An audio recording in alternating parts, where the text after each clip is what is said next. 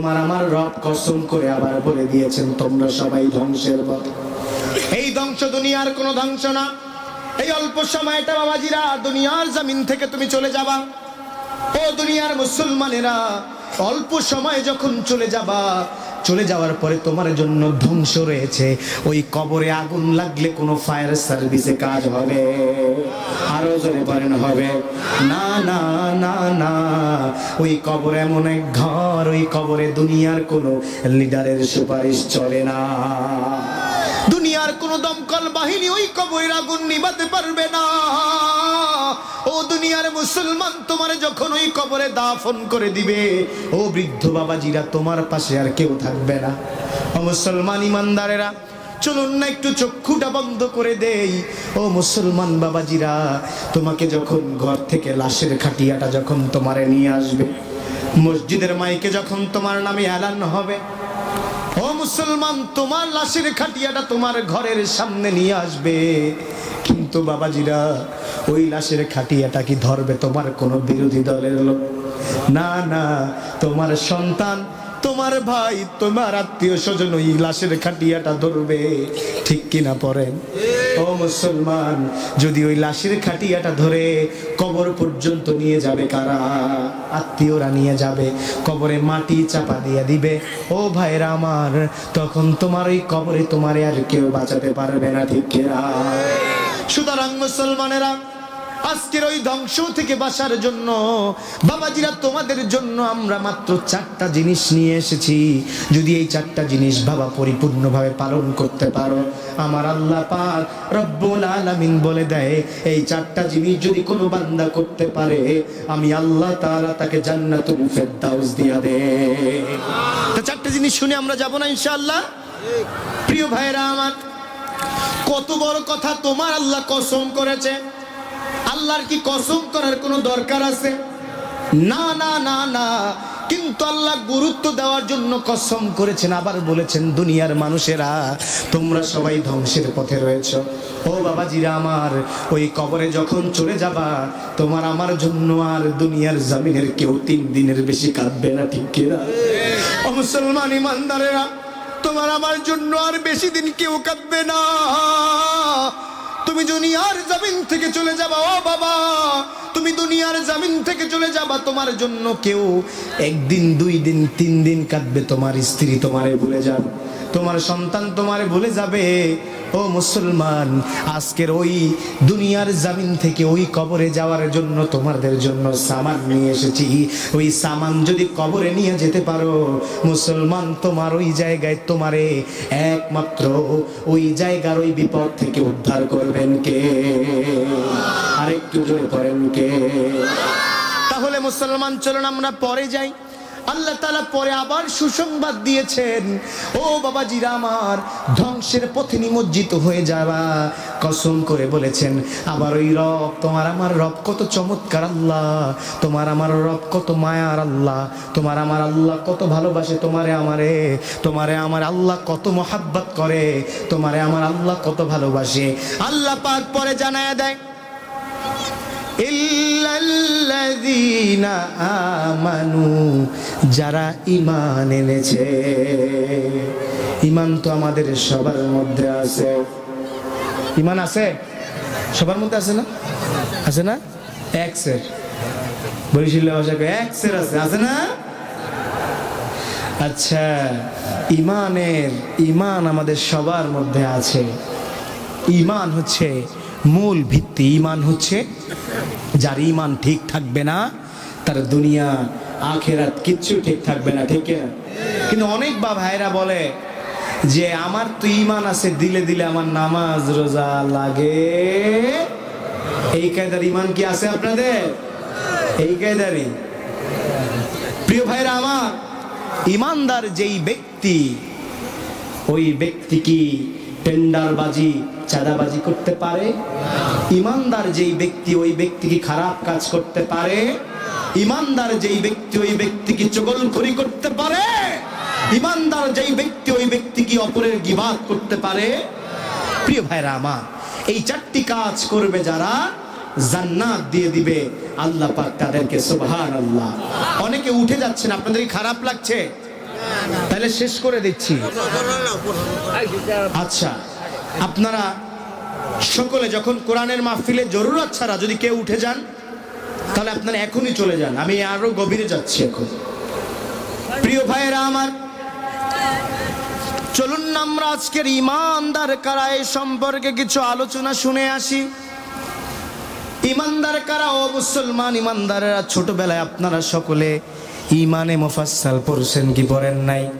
সকলে আবার একটু পড়েন, আমানতু বিল্লাহি, এরপরে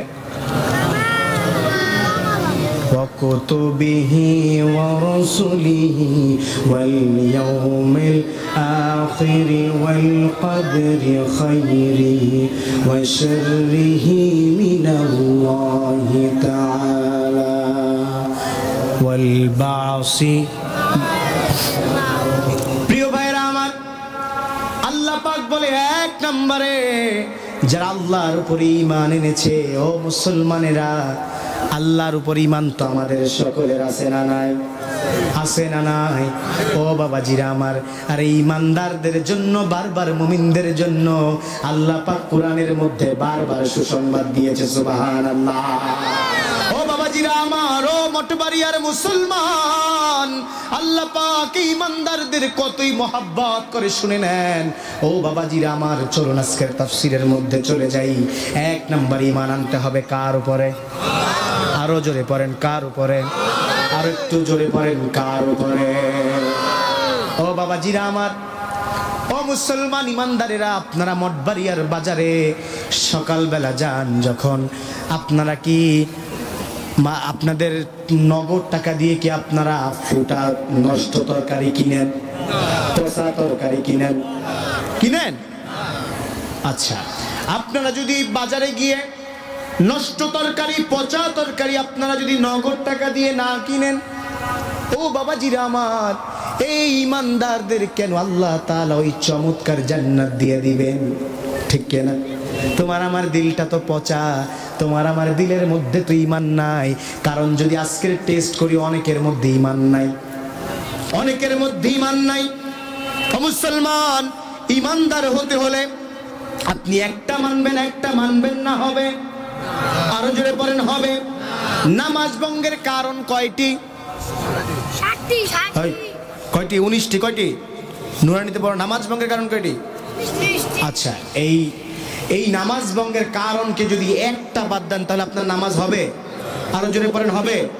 ওযুর ফরজ 4টি, এই 4টি থেকে একটা ওযুর ফরজ যদি আপনি বাদ দিয়ে দেন আপনার ওযু হবে? তো ঈমান থেকেও যদি আপনি একটা জিনিস বাদ দিয়ে দেন, আপনার ঈমান কি থাকবে? আরো জোরে পড়েন, থাকবে? আব্দুল্লাহ ইবনে উবাইর কথা আমরা হুজুররা বইলা ফাটায় ফেলাই। আব্দুল্লাহ ইবনে উবাই তো রাসূলের পিছে নামাজ পড়েছেন। আব্দুল্লাহ ইবনে উবাই তিনি তো রাসূলের পিছে নামাজ পড়েছেন, রাসূল যা বলছে মানছে, কিন্তু তাকে সামাজিক জীবনে, রাজনৈতিক জীবনে মানে না। ঠিক কিনা? এইজন্য আব্দুল্লাহ ইবনে উবাই তিনি এই সমাজের, আমাদের মুসলমানদের কাছে সব থেকে ঘৃণিত পাত্র। ঠিক কিনা? এই জন্য এই মার্কা হুজুর, এই মার্কা মুসল্লি আছে না নাই? যারা সব জায়গায় আল্লাহকে মানে, কিন্তু যখন তারা ওই সমাজ পরিচালনা করে তখন তারা আমার আল্লাহকে মানে না। ঠিক কিনা বলেন? আরো জোরে বলেন, ঠিক কিনা? প্রিয় ভাইরা আমার, যে ঈমান প্রয়োজনে জ্বলে ওঠে না, যে ঈমান দিন কায়েমের, যে ঈমান প্রয়োজনে জ্বলে ওঠে না, যে ঈমান সত্য ন্যায়ের কথা বলে না, যে ঈমান অন্তরে নাই, যে ঈমান অন্তরে নাই, মুখে শুধু ফাঁকা বলি, কিভাবে তারে বলো ঈমান বলি, কি করে তারে বলো ঈমান বলি। আপনার সকলে, যে ঈমান প্রয়োজনে জ্বলে ওঠে না, যে ঈমান সত্য নেয় কথা বলে না, যে ঈমান অন্তরে নাই, যে ঈমান অন্তরে নাই, মুখে শুধু ফাঁকা বলি, কিভাবে তারে বলো ঈমান বলি, কিভাবে তারে বলো ঈমান বলি। প্রিয় ভাইরা আমার, ও দুনিয়ার মুসলমানেরা,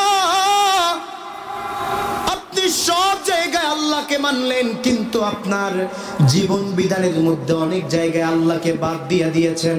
তাহলে কি আপনি আল্লাহর ওই সুসংবাদ প্রাপ্ত জান্নাত পাবেন? আরো জোরে বলেন পাবেন? ও বাবাজিরা আমার, আল্লাহ তাআলা সূরাতুল মুমিনুনের মধ্যে আল্লাহ তাআলা এই মুমিনদের জন্য, ঈমানদারদের জন্য সুসংবাদ দিয়েছেন। সকলে পড়ুন, কদ আফলাহাল মুমিনুন।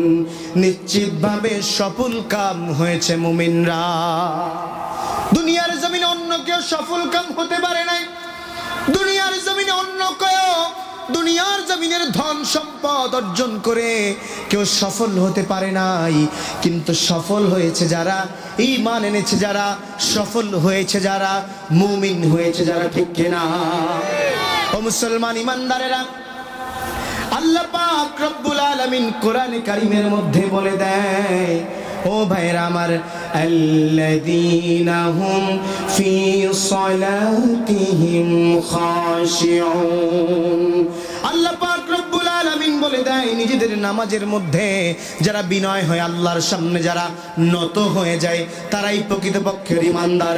কিন্তু আজকের মসজিদের ইমাম সাহেবের কাছে শুনে নেন, আজকের ফজরের নামাজে কয়জন মুসল্লি মসজিদে এসেছে? তারা সবাই ঈমানদার? মুসলমান সবাই কি ঈমানদার? আল্লাহ পাক কত চমৎকার করে কোরআনের মধ্যে বলে দেয়, আমার ঈমানদার বান্দা তো তারা যারা আমার আল্লাহ, আমার সামনে যারা সালাত। বেলালি টিভি সদা সত্যের কথা বলে।